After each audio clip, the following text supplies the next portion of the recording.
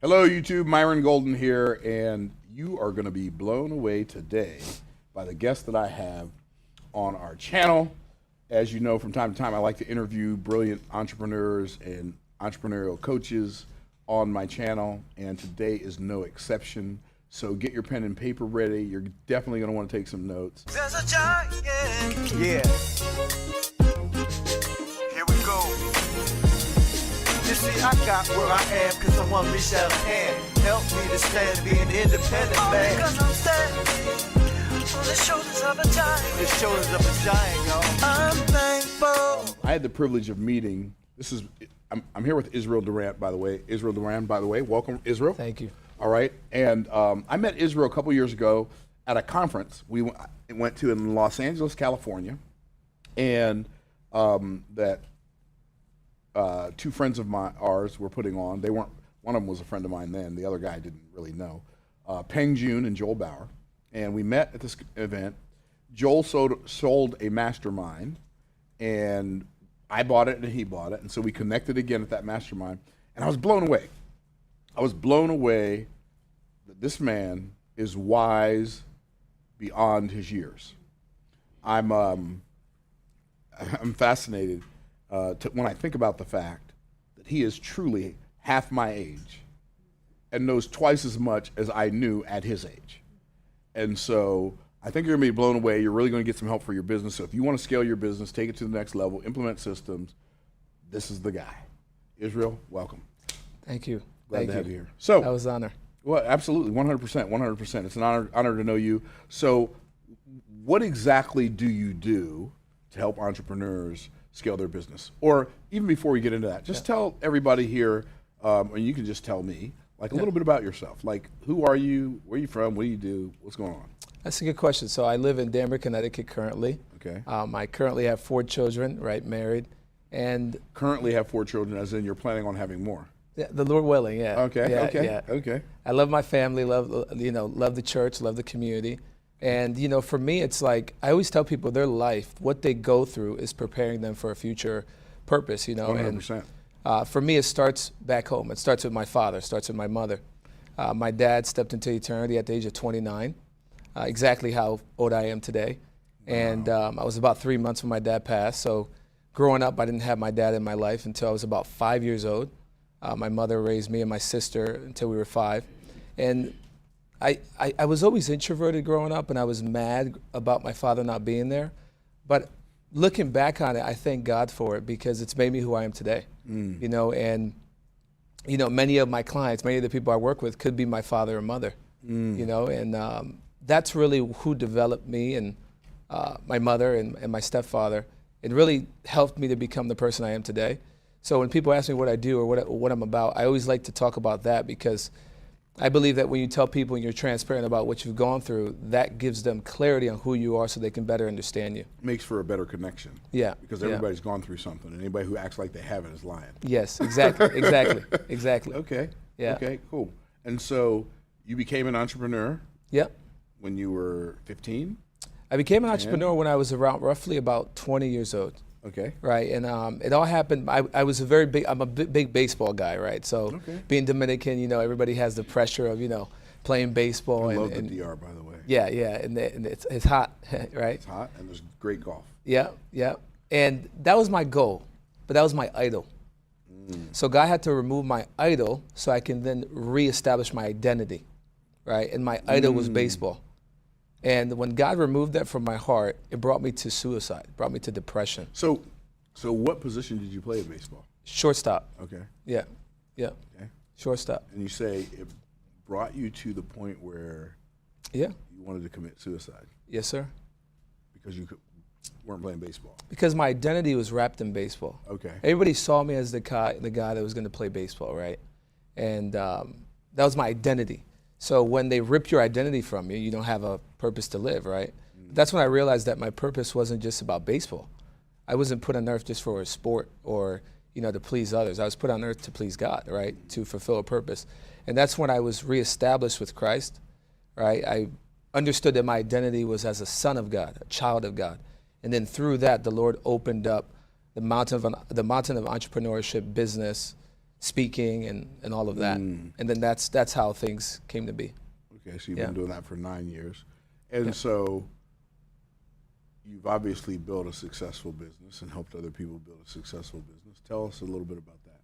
Yeah, so what I love to do is I love to partner with speakers, coaches, right, CEOs that already have something working, but using what we call brand positioning, spiritual authority, to really set themselves apart in the marketplace and whatever mountain of purpose they do business in, to really truly become that key person of influence to dominate their market, right? And there's a science to it, right? Yeah.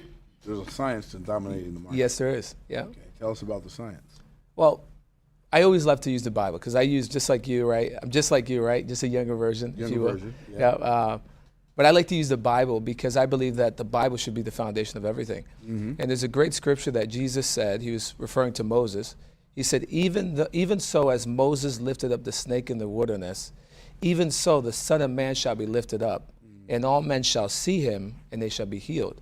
And that was talking about what God did with Jesus. You know, God put Jesus on the cross, So good. and he put sin on the cross, and when people saw him, they were healed, right? So you can have the cure of cancer. You can have the best product, best service. But if you're not properly positioned, no one will be healed. So that's one of the biggest things that we love to do is really extract the goodness out of people, Okay. right? And our clients, and really help them to understand the spiritual principles, to position them with the authority, using their history, using their background to dominate their market. It's so cool because, like, I teach people how to scale businesses based on biblical principles as well, which is not necessarily the same thing as helping Christians grow their business. Yeah. Right? It's anybody who's not offended by Yep. the Bible, who's not like a God hater. Yeah. Right? You can help them scale their business because if they're a God hater, not that you don't like them, but they're probably not going to like you. Exactly. Right. Exactly. Yeah. Right. Yeah. Okay. So you have you help businesses like I think you know this. I wrote a book called Boss Moves. Yes. Boss Moves is based Awesome on book. Awesome book. Okay, Yeah. thank you. Yeah. Okay, I appreciate that. Yeah. But Boss Moves is based on 4 main principles of scaling a business. 1 is lead generation. Yep. Right. 2 is lead conversion or making sales. 3 is customer ascension, which is selling higher priced products to the people who've already bought something lower priced from you. And then customer retention, which we do through continuity, getting people to come buy a subscription to something. Yeah. Do you use any of those principles in your business when you're coaching people? 100%. 100%. That was a good pre-frame. 100%. We do, and we use all 4. You know, Okay. we use all 4 because most people, they're too close to themselves, right? So mentors need mentors, right? That's why I 100%. have you as one of my mentors, right? And a coach that doesn't have a coach doesn't deserve to be your Exactly. coach. Right. You know, so it's like, how can you charge for something that you haven't done yourself, right? And we're too close to ourselves. Like Israel Duran is too close to himself. I can't see my blind spots. So that's why I have team members. That's why I have mentors. That's why I have people on my team that I partner with to help me grow, right? And that's what we are to our clients and students that choose to accept us as so. That's awesome. Yeah. And so what do you do to help businesses generate more leads or sales or whatever? What do you do? Like, how do you do that? So the way we do it You is have a magic wand? no. The way we do it is through this might be a big word, but omnipresence direct marketing. Omnipresence direct. Yeah, we call it the ODM system. So what we do is we love to use social media, right, Okay. and different platforms to drive traffic to hear people and what they have to offer, right? Because again, once you're positioned properly, that can help you drive people to hear you, and then you go ahead and offer them something. Like, for example, you just did a Bible study. The Bible study was amazing, by the way. For those of you, like, go and check out that Bible study, Words That Create Wealth, right? And I was standing the whole time, right? When Jesus spoke, he would sit down, everybody else would stand. People would come to hear Jesus, but they would stand, he would sit down. An example would be in the Gospels when he went on a boat and he sat down, and everybody else stood to hear him speak for a long time. Today in the churches or in different seminars where you go, typically the people go, they stand, and other people sit. But when you have authority like yourself, when you have brand positioning, people will go even to the desert like they did with John the Baptist to hear about what you have to say. So interesting, because when I was in Israel, you see what I did there? Yeah. When I was in Israel, we went to some synagogues. Yeah. And in the synagogues, people would stand. Yeah. There aren't chairs. Yeah. Men would stand on one side, women would stand on the other side. So that's interesting. Yeah. I never thought of that. So Never thought of that before. so how can we create a system to get people to stand online through social media to hear what you have to say? And that's what we implement. Gotcha. So you help reveal. people stand up and stand out online while everybody else is just sitting around. Yeah. I like Exactly. See what I did there? Yep. I like that. So, okay. And so can you give us an example of what you do? Sure. Okay, give me an example. Yeah. Example would be a coach. There's several I'm a coaches we coach, work so with. you can use me. Yeah. Let's say you, for example, right? Okay. You already have something working well. So for you, really well, Pretty well, right? pretty well. For you, it's about how can we get more people that are looking for you. Mm-hmm. They just don't know that they're looking for you, but they're looking for a solution that you carry, right? How can we get them in front of you? I would say to you that social media is probably a really good way to grow, right? YouTube, but not just YouTube, right? Different platforms, really being able to create that omnipresence, right? On different platforms. So that's what you mean when you say omnipresence. Yes. So they're on YouTube, but they're also on TikTok. They're on Instagram, but they're also on Facebook. Facebook, yep. They're on Facebook, but they're also on Twitter. Pinterest or Twitter. Yep, or LinkedIn, whatever. yep. LinkedIn? LinkedIn. LinkedIn. Yep. Okay. Yeah. Okay. Got it. And it all depends. Everybody's unique, right? So it's not just something in the box. You have to understand where your ideal avatar is, right? Making sure, like, what are they looking for? What are they thinking about, right? And really being able to speak to them. I love what Jesus said. He said, "Come to me all who are heavy laden and burdened, and I will give you rest." Jesus is the only one that can say all, but in that statement, there's a USP. There's a call to action, number one, in a marketing message. This is good for everybody. A call to action. Number two, Call to action. Yep, he speaks to his target market, which Jesus can say all because he's, right, Jesus, right? But don't do that in your business. You want to specialize. And then he gives them a guarantee with a promise. Well, he did speak to all. know? Yeah. But it also says, "My sheep hear my voice, and I know them, and they follow me." Yes, sir. So he spoke to everybody, but everybody couldn't hear him. Yes. His Yes. message was tailored. In fact, I think it's in Mark chapter 4. There's a story where Jesus was telling his disciples why he spoke in parables. He wasn't speaking in parables to create clarification Yeah. for the people who knew him. He was doing it to create confusion for the people he didn't want following him. Yeah. He said, "I speak in parables, lest some of you hearing should understand and believe." Yeah. So even Jesus in his messaging didn't want everybody. Yes, sir. Ooh. Yeah. Yes, sir. And that's the key that most people miss. Most people, even well-established businesses, are trying to reach everybody. And anything that's for everybody is also for nobody. Yeah. You come the jack of all trades, master of none. We want to specialize, right? So that's a frame that most people, though, when they're too close to themselves, and this is the other thing, too. We were at the speaker trainer yesterday and the day before that. And somebody said really something very powerful.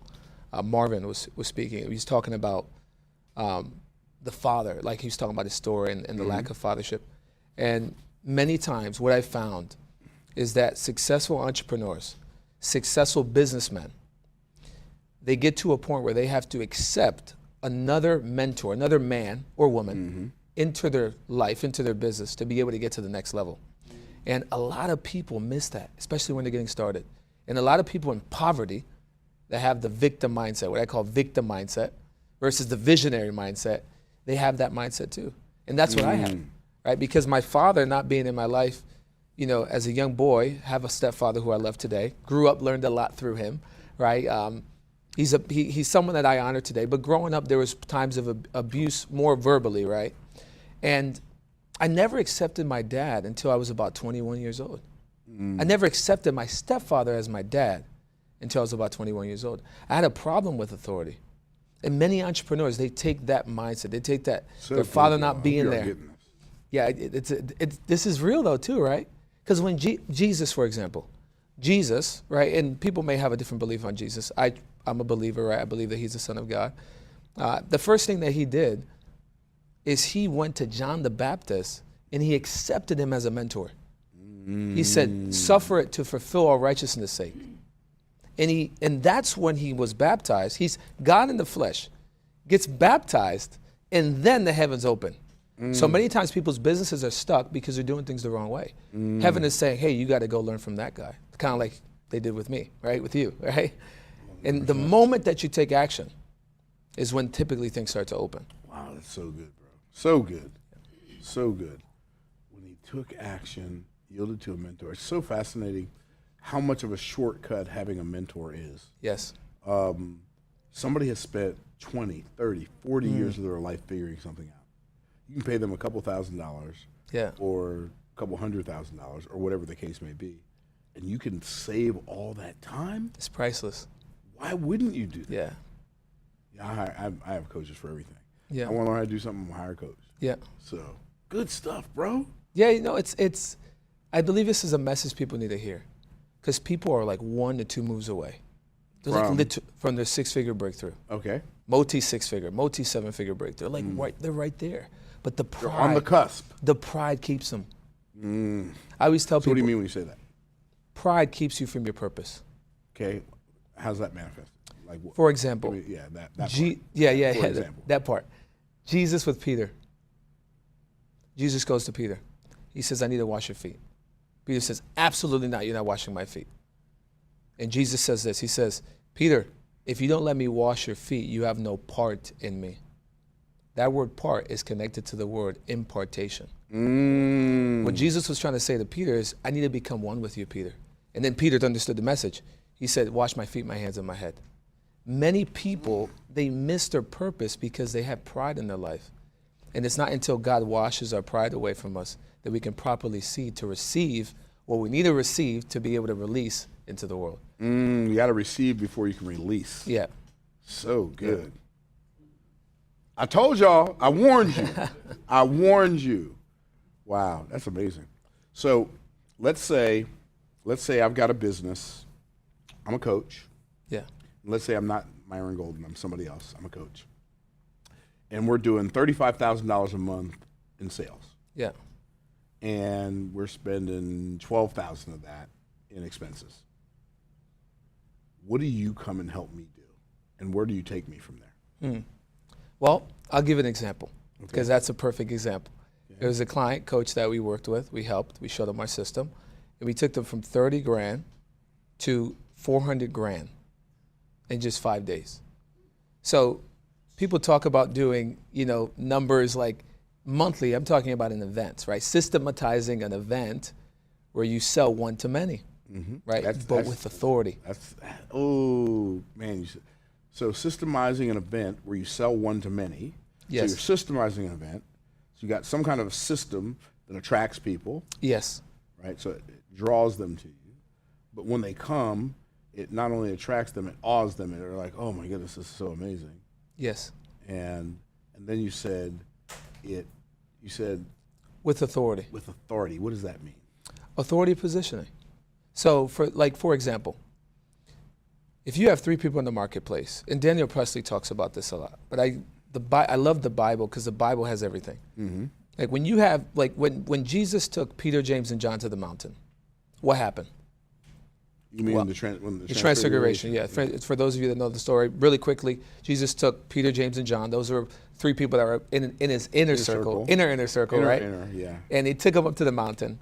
And the Bible says that Moses and Elijah show up. Other 2 people that are in authority, especially in the people of Israel, right? I mean, you got Moses, who represents the law, and you have Elijah, who represents the prophets. You got the law and the prophets. And then you got Peter, James, and John, and they all fall asleep. They get knocked out. And then they wake up and they're in the trance. And then Peter says, Lord, let us make 3 tents, one for you, one for Moses, one for Elijah. And then something happens where where they fall and there's noise, right? To make a long story short, everybody leaves, but Jesus is there. Peter, James, and John gets removed. And then the Bible says that this is my beloved son, hear him. So how can we create an environment where out of all the people that are in the industry, that are in the marketplace, you actually stand like Jesus stood. And people can see, no, this is the guy I have to learn from. Yeah. And you do that in an event. You do that in a system, in a process of educating people in a certain topic that they're interested in, and they need the solution. And that's why they show up to that event, because they're interested in that solution. Yes. That's good, man. That's good. So so now when you show them how to do that, like these people come in for this live event, you show them how to do that. Then what happens? Then what happens is they have to deliver on what they sold, right? In terms of like whatever their product is, service, or So do you solution. teach, as a coach, do you teach people how to create those coaching programs or solutions that they can sell, or do you just tell them to go sell the ones they've already created? So we always look at what people are doing. We always give suggestions, but our whole premise is typically people already have something working, so we don't want to reinvent the wheel, but there may be some suggestions that we give through our coaching program. The biggest thing is really increasing the leads and sales, increasing the volume of the number of people that are hearing what they already have to sell, and being able to use that as a bridge to get more people to hear what they have to say and grow. Wow. So, you said use social media to grow their authority. Yeah. So which social media platform do you recommend? Like which one's the best? Or is there a best? That's a good question. It depends on who it is, but typically Facebook, Instagram, LinkedIn, YouTube are primarily the main ones. In that order? Facebook for me is king. A lot of people would disagree with me, but currently in this dispensation of time, this may change. Facebook is still king in direct marketing, meaning spending money to acquire customers. But YouTube is the second largest search engine, right? So YouTube is a really good engine to be able to drive, traffic. Like we're on a YouTube channel right now, right? But it really depends on who your avatar is, because people congregate in the same place. So, yeah. Wow, so amazing, bro. I think about my business and the years that I struggled. I got started selling life insurance in 1985, which is probably before you were born. Please. Yeah, That was before you were born? Wow. It was. Thank you for making me feel old. So I got started selling life insurance in 1985. And I say I got started selling it. I got started in a company that sold it, but I didn't sell any. I didn't sell any because I was terrible at sales. And I think so many business owners are terrible at sales, but do you think one of the reasons people are terrible at sales is because they don't like selling? Or do you think they don't like selling because they're terrible at sales? Does that make sense? Yeah, well, that's another good question. I feel like people haven't been trained to sell. Even people that train other salespeople, like when you think about where they get their sales material, they haven't really been taught to sell, right? And like for me, selling is it's a connection. It's like, how can I help someone to get a result that they desire, that they already that they already desire? How can I help them get that more effectively, efficiently, and help them save time? Because you teach us all the time. People say that time is money. Time is not money. No. Time is worth infinitely more than money. 100%. So like we said earlier, like if you're able to help somebody save time off the learning curve, let's call it 5 years, 10 years, how much is that worth? Wow. Right. So being able to transfer and educating people, right, on them having your solution or them not having your solution is really the way I teach people how to train. So good. So good. So when you're training coaches, you're showing them how trading time for dollars is not the best methodology, but they would be better off trading results for money? Systems. Yeah. Okay. So I'm going to ask, this is a tough question. Can you handle it? Yeah. Okay. What's a system? What does that mean? System. A system is an asset. Okay. That produces wealth. Okay. Systems build wealth. Okay. So a system could be a coaching program. It could be a process to educate the market on getting them to show up to your funnel or your event or your webinar or your challenge. And when you build the system, the beautiful thing about it is it's duplicatable. And you can always adjust it to make it better. And I see a lot of business owners that have a lack of systems in place.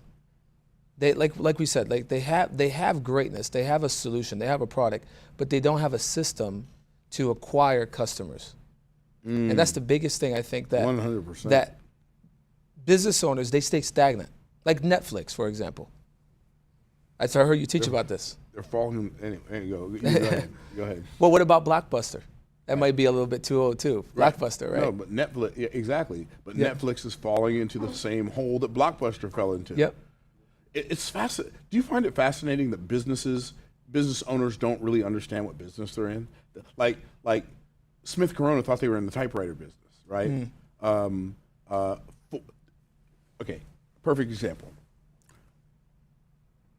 The car manufacturing companies should own the airlines and the train, like Pennsylvania, the railroads should own cars and planes. They should own those industries. But the railroad thought they were in the railroad business, and the car manufacturers thought they were in the car business, when in reality, they were both in the transportation business. And if they had realized that, they would have been the ones that created the airplanes, That's huge. right? And so most people think that they're in the business of doing the thing that they do, but they're really in the business of solving the problem they solve. Yeah. And I think that's the difference. What do you Yeah. think? No, I agree. I get like Blockbuster, right? No one will ever go online to acquire VHS, right? For those that know VHS, Right. or DVDs or cassettes. No one will ever do that. It's so funny right? because you named VHS, like nobody uses VHS, and then you Yeah. said DVDs, nobody uses those, Yeah. right? Yeah, it doesn't make any sense. And with Blockbuster said no one will ever go online to get these. They're always going to come inside to the store. Blockbuster was a store where, for those of you that don't know that, right? Because I'm over here saying Way Blockbuster. back when Abraham Lincoln was president, Yeah. right? If- Blockbuster used to rent VHS tapes to people who have VCRs. Exactly, but Blockbuster should have been the next Netflix. They should have been. Same thing with Toys R Us. It could have been part of the next Amazon. But they said no one will ever go online and buy toys, right? So most people, they live their business like that. They get stagnant and say, well, no, we already have our systems in place. We're good. And they don't like change, right? They don't want to adapt. And I mean, now with how, Change means growth, and growth means pain, growing pains. exactly, right? So Interestingly enough, when I think about buying things online, fascinatingly enough, I remember back in the 80s, late 80s, or early 90s, when my brother Derek was a software engineer, next to my youngest brother. We're having this conversation. He's like, Myron, he's got that excitable voice, right? Myron, there are going to be these malls on the internet, and you could be able to go in the mall on the internet and buy stuff and have it shipped to your house. I literally said to him, this is going to be the craziest thing you've ever heard. I said to him, why would I want to buy something on a computer when I can go to the store and buy it? yeah, But you know what my motto is now? Why would I want to go to the store and buy something when I can order it online? Wow. Like, I see, it's exactly the opposite. Yeah. It saves me time, it saves me money, it saves me energy. I can order it when I think about it, and I don't have to think about it anymore, and I know it's coming to my house, or I know it's coming to my office. So, fascinating that that people miss it because they think the business they're in is the thing they do, instead of understanding the business they're in is really the problem they solve. yeah. Wow. Dude, that's amazing. And acquiring those customers, like being able to have a system that actually acquires people that they want to serve, right? And And they want to pay them to serve them. exactly. And I believe that social media should be the way. The internet is so powerful. Like right now, we're probably reaching whoever, but somebody may be overseas right now listening to this 100%. Right, how- I can guarantee Yeah. that through the internet. through the internet. And there's so many businesses, so many coaches that don't use the internet to reach their target market. Really? Yeah, There are coaches that don't use the internet? yeah. What do they use? I don't know. Brick and mortar, right? They depend on referrals, right? And referrals, I love referrals, by the way. Partnerships are amazing. 100%. But you can't only depend on one source, right? You got to create One systems. is the most dangerous Yes. word in marketing. You got one Wow. client, you got one offer, you got one solution. Yeah. Danger, Will Robinson, danger. That's a reference to Lawson's. Never mind. That was before my your time. Before my time. Wow. Yeah, I think social media. I think social media and the internet is such a phenomenon because there was a time in the world, if you wanted to reach large masses of people, you had to have a pocket full of money Yeah. that you could buy airtime on television or radio or buy an ad in a magazine. And now, pretty much with YouTube and Twitter and LinkedIn and Facebook and I almost said Firefox, Facebook and Instagram, Yep. every human being on earth who has a cell phone and an internet connection can literally, not figuratively, literally reach every other human being on earth that has a smartphone and connection to the internet. It's mind blowing. It is mind blowing. There's 2.3 billion people on Facebook. That's And almost it's growing. half the Earth's population. Yeah. And how much to make $1 million? How much what? How much to make $1 million? 500 times 2,000 is $1 million. 8 days a week, twice on Sunday. And most coaches are not leveraging online. Wow. Yeah. And guess what? If you have $1 million program, you only need to sell one. Exactly. That's good. That's good. Right? But Yeah. but it's all, and I think that's where some people get messed up too, Israel. Yeah. They become so overwhelmed with the enormity of the task that they never sit down and do the math. Yes. Right? I mean, I remember when I sat down and did the math, I'm like, wait a minute. If I have a $20 product, I sell 50,000 of them, that's $1 million. Katie barred the door. If I have a $200 product and I sell like 5,000 of them, that's $1 million? Man, you better move out my way, right? And I just kept changing the numbers and changing the numbers. Like, creating wealth is about basic 5th grade math and basic human psychology. Yes. So, It's a numbers game. At the end of the day, it's a numbers game, but when you do it with purpose, it becomes easier. Because the market right now is saturated with a lot of different messages, right? So we talked about authority earlier. The currency of marketing for me on social media is attention. How do we grab attention and how do we keep that attention, right? I say authority is one of the easiest ways that you can do that, grab right? attention and keep Yeah, attention. yeah. So, we have a challenge coming up called the Leads and Sales Challenge. And for me, the Leads and Sales Challenge, like when I think of leads and sales, right, most people think, well, what's a lead? Well, a lead is someone that communicates with your brand, right? Someone that shares their email, their phone, or their name with your brand. So they give you a way to get in contact with them. Exactly. But most people don't have a process to really Generate leverage, leads. generate leads, but not only generate leads, turn those leads into customers, turn those leads into paying clients. Because I rather, in my opinion, right, and there may be some people out there that disagree, I rather collect customers. Like, I'd rather have somebody pay me and build a list of paying customers rather than focusing on just generating leads. So 100%. Yeah. Like I think, and you can. I mean, you're the systems guy, so you may disagree with this, but I believe that if a business is smaller or just getting started, they should probably focus on generating leads. yes, Because that gives them something to follow up with when people are not banging their door down, right? Yes. But the more successful a business is, I think the less they need to focus on generating leads, and the more they need to focus on generating customers. yeah. We talked a little bit before the interview, and I shared with you in terms of like the Leads and Sales Challenge. Like, what was the concept that why I created this, right? Yeah. Like, when you look at a business that's under $250,000, right? What do they need to focus on? Well, typically they need clarity. They need a leverage leads system. Clarity about what? Clarity about who they are and what they offer, and what's their authority, like what angle they're going to take, how they're going to brand position themselves, right? Then they need a they need a leads process, like a process of educating the market and driving those leads. Then they need to also have a leverage sales process, turning those leads into customers. Once they cross roughly about $500,000, then they have to go to what I call the systems build outs, like KPIs. What is a KPI, right? Key performance indicator. Key performance indicator. What is it, like when people watch Shark Tank, like how much does it cost you to generate a lead? Right. You need to know those How much numbers. does it cost you to acquire a customer? Exactly. Most business What's owners, the lifetime value of your customer? you get, most people don't know those answers. The average business owner that I speak to or coach, I said, how much does it cost you to generate a lead? Like you can't answer that? And you want to scale past 5 million or 3 million? Right. You can't answer that. scale past 50,000. Exactly. Right. So that's what happens in the middle, right? And that's like building the systems and the SOPs, the standard operating procedures, right? Building your team, right? Knowing your numbers is like feedback. Yes. It lets you know what you need to measure, what you need to monitor, what you need to adjust so you can control the growth of your business. Exactly. Wow. It's That was everything. Like, ding, ding, ding, ding, ding. It's like, that's why I say most people are right there.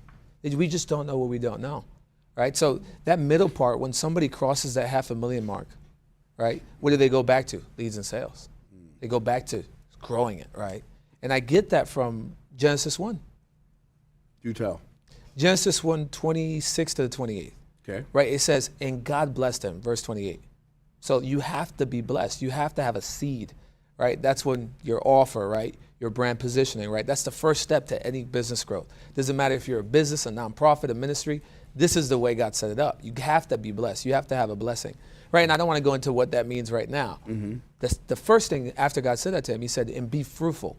So we have to produce fruit, right? What is fruit? Well, fruit for me is creating testimony, creating results. So you create testimonies, you create results with your offer, and then you remove all the bad. Exactly. And you remove all the bad fruit. So that's what God said, be fruitful. And then he said, multiply. So what is multiply? Well, how can we take this good fruit and we can multiply it? How can we take the good results we're bringing in the marketplace? How can we turn 1 into 2, 2 into 4, 4 into 16, and go on and keep growing? So that's that. So when we look at leads and sales, if a business is under $250,000, they're still on that first step. Be fruitful and multiply. But then I love number 3. Number 3 is replenish. And replenish has to do with keeping the same quality when you grow. Because a lot of people, they grow, they're like, oh, let's just scale, but they don't keep the same quality. Like your growth can destroy you or it can make you. So it's better to have growth that's replenishable and that keeps the same quality to have the outcome, right? So that's that middle part. That's that $500,000 mark, building the SOPs, hiring the people, right? Becoming the person, right? Partnering with other people perhaps, putting out support systems, actually making sure you have the structure and system and the science in place to actually sustain the growth. And then once you pass that, guess what you go back to? Well, number 3 is the word subdue. Subdue has to do with dominating the market. So the way you subdue is, how do you do it? You go back to generating more markets, right? Getting into affiliate relationships, right? Being able to access more people, or using different social media platforms. And that's the way God set up growth. So most people are not aware of the number one thing that's most important in that equation is having a leads and sales process. Like actually setting that up. You have to have leads to have somebody to sell to. Exactly. You have to be good at selling to make the sale. Yes. If you don't have both of those, forget about it. Exactly.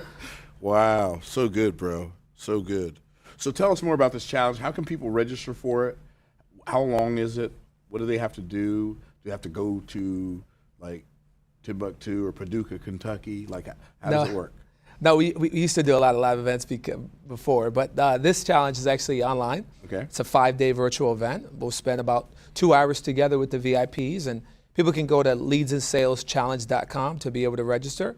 Okay. And one of the things I love about this challenge is you don't have to be, someone that's, considered religious or anything, but I love teaching from the Bible. I love teaching from the principles under the Bible, like I did in this interview. Yeah, me too.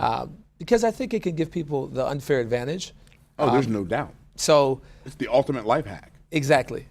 But so I that's where I teach from, right? And over the 5 days that we're going to be having, and we do it pretty much every month. This next one is coming up actually in a couple weeks.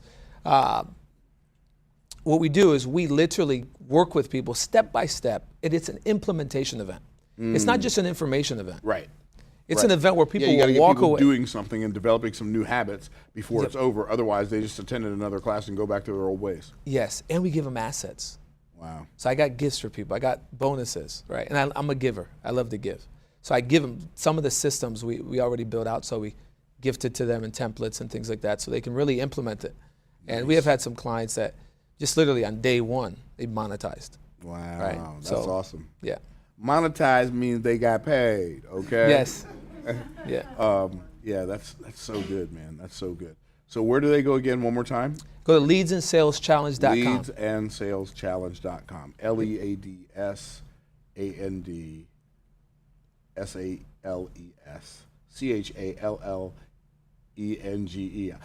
I started spelling. I was like, wow, it didn't sound that long when he said it. And I was like, it keeps going and going. Yeah. But leadsandsalschallenge.com. Get registered as a VIP. Yeah, they can do the VIP for $297, and for this group specifically, if you guys use the code GROWTH on the VIP order page, I also gift you guys $100 off. Wow. Let's go. Yeah. Right. Okay. Use the what's it called again? GROWTH. I mean, but what's it called? The growth is a coupon. What do you call it? Not it's like code. It's just like gives them a special price. Discount code, like a special price code. Yeah. Okay. Cool. Yeah. Dude, You killing the game, bro. Thank you, I brother. bet you're hoping your clients kill the game too, ain't you? Yes, that's my goal. We shine through our clients. We shine through our students. I like that. I like that. Well, guys, if you heard it here first, you want to go register for the Leads and Sales Challenge. You want to learn from this man. I'm telling you, he's half my age. He's twice as smart as I was at his age, and he understands business at a very high level. I got started selling when I was 25. I was so terrible, Israel. You have no idea. Like Me too. I needed you when I was 25, but you weren't born yet, so forget that. I needed you because, like, I got started in an industry of financial services, selling insurance and investments. And I was terrible at selling. I was terrible. I was worse at generating leads. I couldn't sell my way out of a wet paper bag. I did presentation after presentation after presentation after presentation after presentation. And people said, no, yo, bro, no, bro.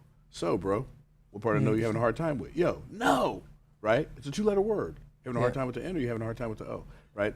And so I literally didn't make any sales. I got started October of 1985. I made my first sale in April of 1987. Wow. We just went the whole way through 86, didn't make a sale. Doing presentations, Yeah. but nobody's buying. And I'm glad I was willing to last through the learning curve and be bad and stay in the activity long enough to get good. Sounds like to me, if I had had what you have, I wouldn't have had to stay bad that long. So good Thank you for stuff, that. man. Thank you.